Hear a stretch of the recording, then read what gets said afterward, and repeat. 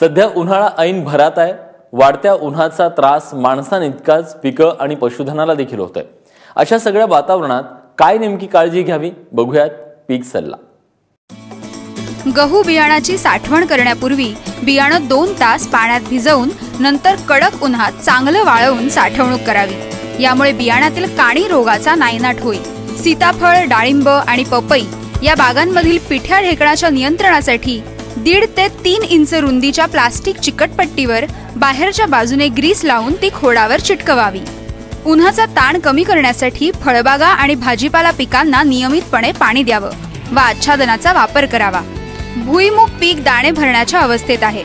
बाष्पीभवनामध्ये वाढ होत असल्यामुळे भुईमुग पिकाला 10 ते 12 दिवसांच्या अंतराने पाणी द्यावं। सूर्यफूल पीक दाणे भरण्याच्या अवस्थेत आहे। सूर्यफुलाची बीजधारणा चांगली होण्यासाठी फुलं उमलण्याच्या काळात 4 ते 6 दिवस रोज सकाळी 8 ते 11 या वेळेच्या दरम्यान हातावर तलम कापड बांधून फुलांवर हात फिरवावा किंवा शेतामध्ये मधमाशांच्या पेट्या ठेवाव्यात, म्हणजे परागीकरण चांगल्या प्रकारे होऊन फुलातील बिया पूर्णपणे भरण्यास मदत होऊ शकते। तापमान वाढत असल्याने कोंबड्यांचे उष्णतेपासून संरक्षण करण्यासाठी शेडला बाहेरून कापडी पडदे लावून त्यावर पाणी शिंपडावं। तसंच शेडच्या छतावर गवताचं किंवा गोणपाटाचं आच्छादन घालावं।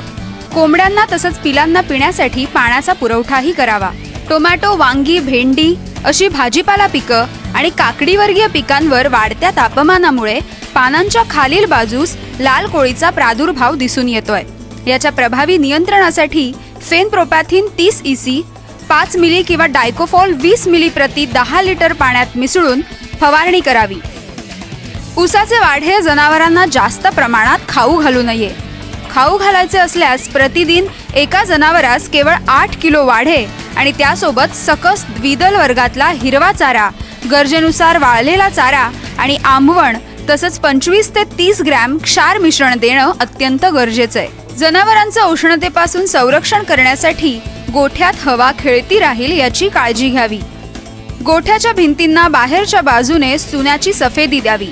जनावरांना शुद्ध आणि पुरेसं थंड पाणी द्यावं।